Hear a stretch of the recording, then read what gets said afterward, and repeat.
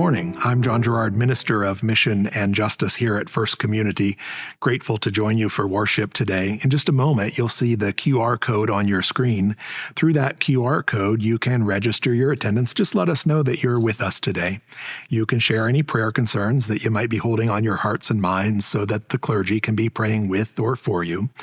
You can also give for the offering if that's how you choose to give this day. And then also you can find a couple of links where you can sign up for weekly emails here at the church so you can just stay up to speed on all that happens here in the life of the church. Hope that you will take advantage of the ease of the QR code. I'll invite you to join us for worship as we look at the story of the bent-over woman from the Gospel of Luke. We'll take a look at her story and see how perhaps her story might interpret some of our story. Or said differently, we'll look for some similarities between her story and ours, and we'll take a look at what it means to be bent over in this journey we call life in the 21st century. Hope that you will find an inspiring word in her story and a word of hope for your own. I've got peace like a river. I've got peace like a river. I've got peace like a river in my soul. I've got peace like a river. I've got peace like a river. I've got peace like a river in my soul.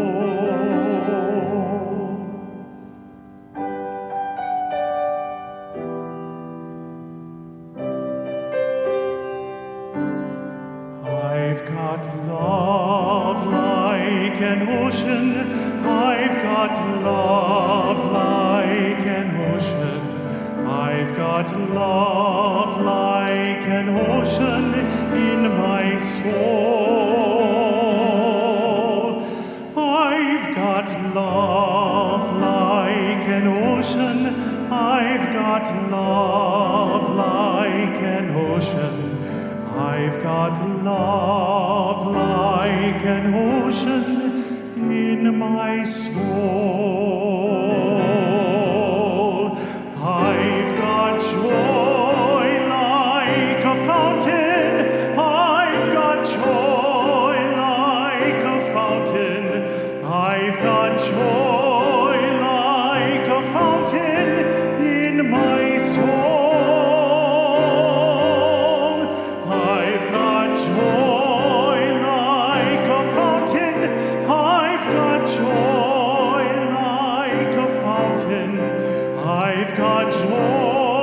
like a fountain in my soul.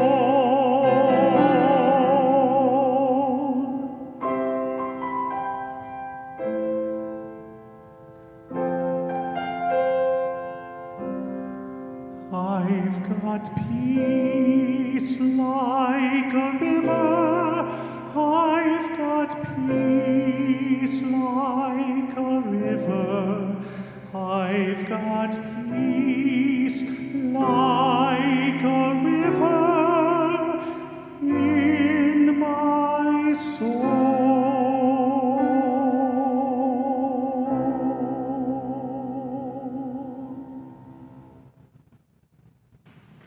I would like to try a little experiment this morning, if you would humor me. It's an experiment to see just how much we might have in common with one another. So here's how we're going to do this experiment. I'm going to start a few familiar sayings, and I want you to finish them, okay? So here's the first one. If you can't say something nice, great. The early bird, look before, don't judge a book, actions speak louder, practice makes. Oh, you guys are great. I would say nearly everyone here knew all of those. How many of you remember who first taught you those sayings, or how old you were when you first learned them? Not as many. Sometimes we remember sayings like this, but we don't remember when we learned them, or how old we were when we learned them, or whose voice first taught them to us, but somehow we know them. It's like they've just become part of us. But there's other sayings that nobody ever asked us to finish out loud, but they feel differently when we say them out loud. They are sayings that become stories that we've learned and carried with us. Things like this: big boys don't cry, nice girls don't get mad. Or this: you are only as good as your last mistake. Or this: you're not enough. You will never amount to much. Or, you just don't fit in. People like us don't get invited to things like that. Or maybe they're sayings or stories that are couched with a little more humor, but they're no less stinging. Things like this: you had one job, right? Implication: we only trusted you with this one thing and you botched it. Or this one: this is why we can't have nice things. Right? Implication: it's your fault. Or maybe my favorite: well, that's not how good church people act. I wonder who told us those stories, or if they're even true. Every one of us is living inside stories. Some of them help us flourish, but some of them, without our even realizing it, quietly bend us. Today we are beginning a 2-week series titled The Stories We Tell Ourselves. Every single one of us has stories. Stories about who we are, stories about who other people are, stories about who God is, stories about the church. Some of the stories are true. Some of the stories we have been carrying with us for so long, we've forgotten to ask whether they're true even to begin with. Here's the thing about these kinds of stories, whether they're true or not: the stories we believe eventually become the lives we live. The stories we believe eventually become the lives we live. Today's gospel reading that Sarah read for us introduces us to a woman who'd been living inside one story for nearly 2 decades. I want you to hear the gospel reading again and try to find the story she's living inside of. Here's what Luke writes. Just then there appeared a woman with a spirit that had crippled her for 18 years. She was bent over and quite unable to stand up straight. And when Jesus saw her, he called her over and said, "Woman, you are set free from your ailment." When he laid his hands on her, immediately she stood up straight and began praising God. But the leader of the synagogue, indignant because Jesus had cured on the Sabbath, kept saying to the crowd, "There are 6 days on which work ought to be done. Come on those days and be cured, not on the Sabbath day." I think before we can really appreciate today's text, we have to understand a few things that are just below the surface of the text. There's really 2 things happening in today's text. First is the miracle of the unnamed woman suddenly standing up straight. And second is the story of Jesus being rebuked for working on the Sabbath.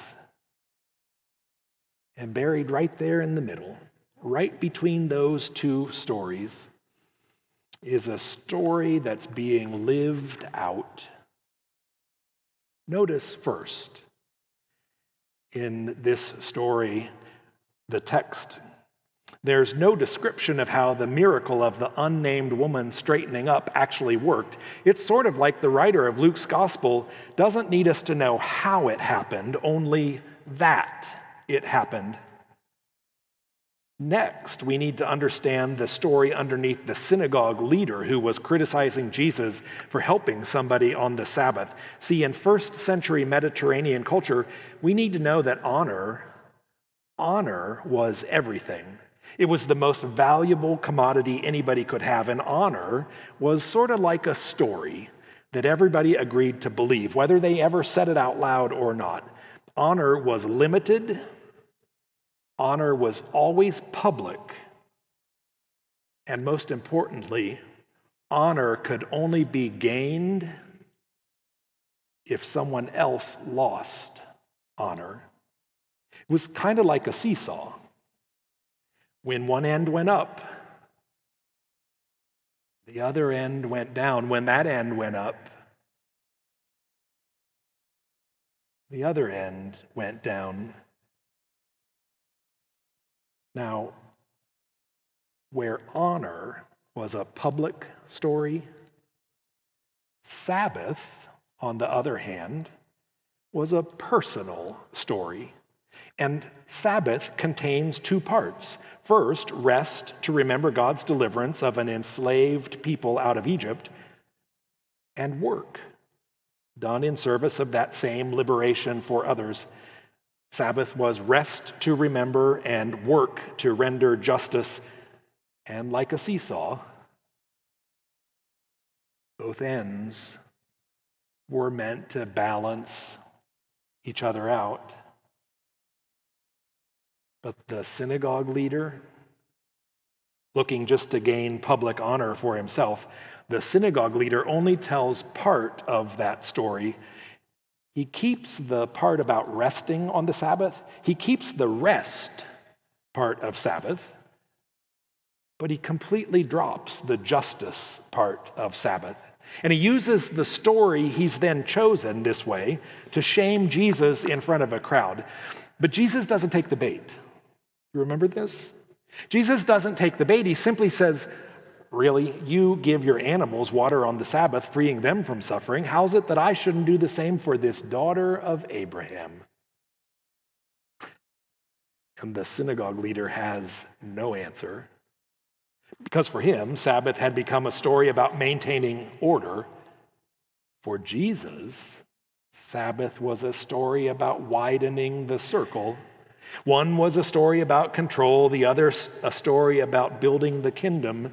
And right there in the middle of that argument, right there, right in the middle, stands the unnamed woman, bent for 18 long years. 18 years. 18 years is a long time to see the world only from waist level. 18 years is a long time to know the shoes and the knees of the people around you, but never their eyes or their smile. This lady hasn't looked anybody in the face for nearly 2 decades. I wonder how long it took before people simply started calling her the bent-over woman. Or how long it took before that became the only way anybody ever introduced her or explained her or even remembered. I wonder how long it took before she even started calling herself that also, the bent-over woman. Here's the thing that I keep coming back to in this text. Maybe the unnamed woman's condition wasn't the whole story. Maybe being bent over wasn't the cause of anything. Maybe it's the symptom of something. Maybe somewhere in those 18 years, a story got told about her, or maybe she started telling it to herself, that she was unseen, or unnamed, or unworthy of even being looked at in the eye. Maybe that story is what she was really carrying long before it ever showed up in her spine. That's the kind of story some of us know, isn't it? Stories that other people have told us or put on us. Stories that say we're too old, or we're too young, or we're too broken, or too divorced, or too gay, or too queer, too conservative, too progressive, too anxious, too ordinary, too late, too much. You're just not enough. And see, when we hear those stories over time, we begin to lose our own name. We become someone else's story of us. Maybe you know somebody like that. Maybe you are somebody like that, bent by a story you didn't choose, wondering if God even sees your face or even recognizes the sound of your voice.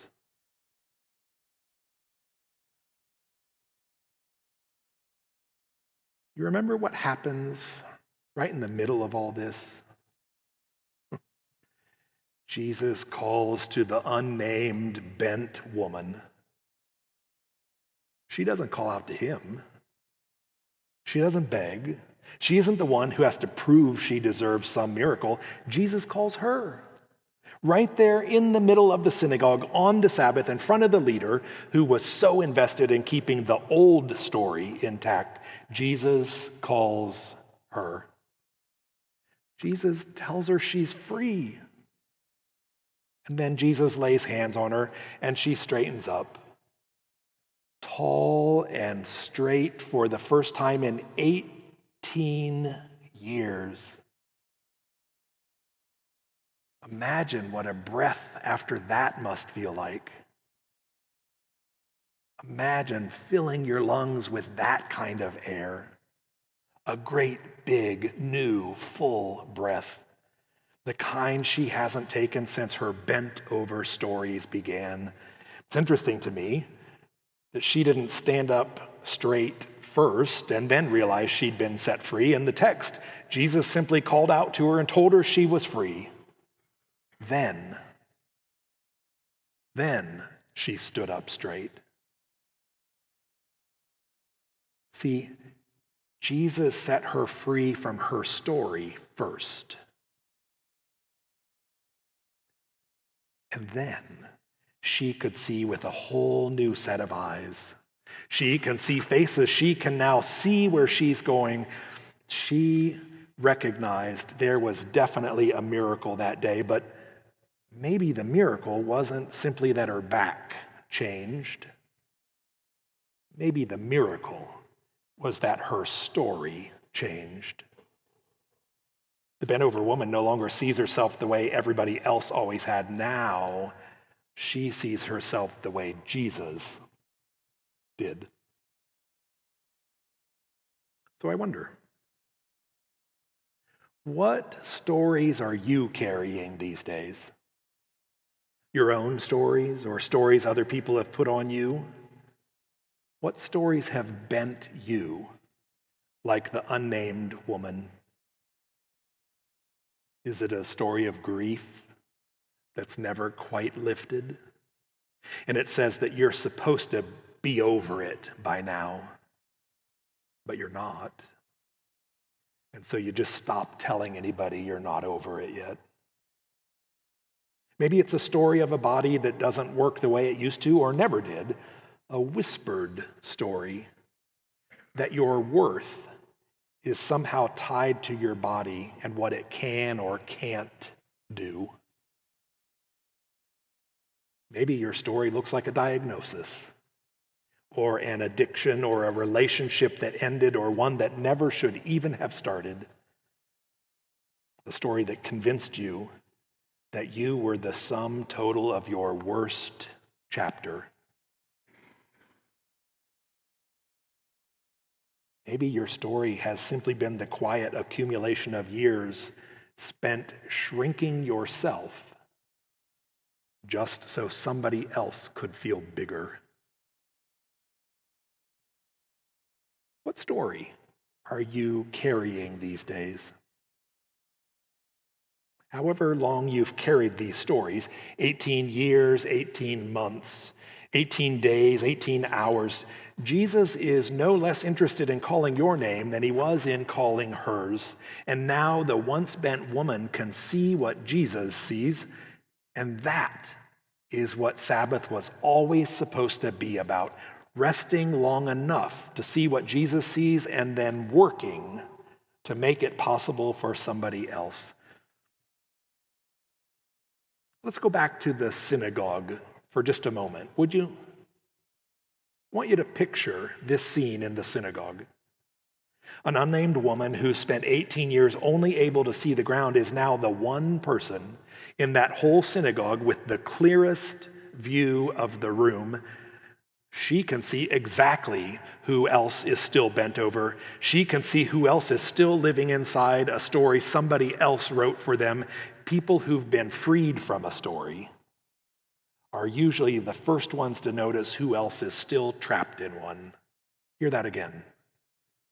People who have been freed from a story are usually the first ones to notice who else is still trapped in one. Friends, hear the good news today.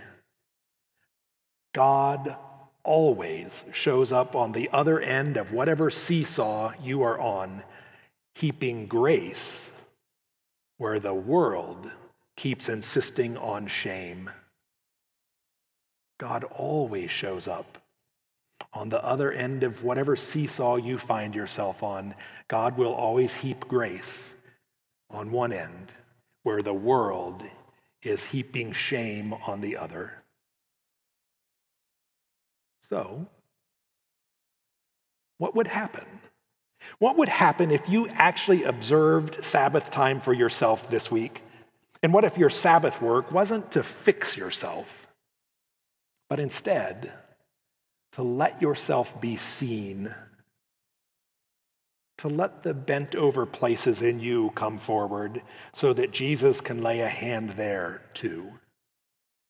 Because the stories we believe eventually become the lives we live. So this week, I'd like to ask you to sit with this question. Who told you that story about yourself?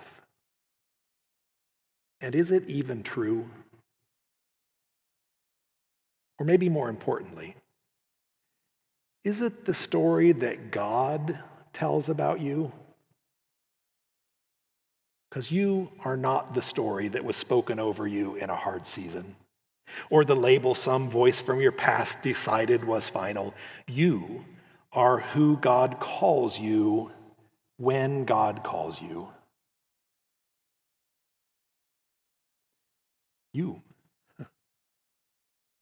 You are who God calls you when God calls you. You. And you. You are who God calls you when God calls you. And you. And you. And you along the back, and you online, and you up here. You are who God calls you when God calls you. You are seen and known and worth straightening up for. Next week, we will pick this up again, not just the stories we tell about ourselves, but the stories we tell about home and about coming back to it. The offertory today was a fantastic prelude for next week. Andy sang the words to us, "Come home. You who are weary, come home." That's next week.